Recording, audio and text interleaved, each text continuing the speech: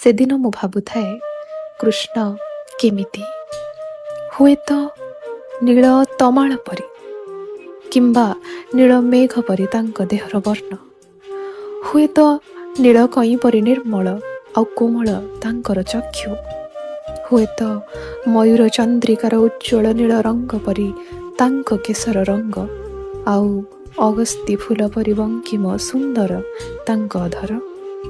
ସଖୀ କହୁଥାଏ, କୃଷ୍ଣ ଯଦି ହୁଅନ୍ତି ଅନନ୍ତ ନୀଳିମା ଆକାଶ, ତୁମେ ସେଥିରେ ସନ୍ଧ୍ୟାକାଳୀନ ମେଘଖଣ୍ଡ।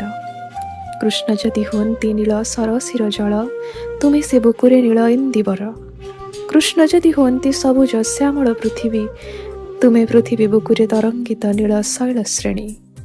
କୃଷ୍ଣ ଯଦି ହୁଅନ୍ତି ଶାନ୍ତ ସୁନୀଳ ବିଶାଳ ସମୁଦ୍ର, ତୁମେ ସେ ବୁକୁର କୋମଳ ଶୈବାଳିନୀ।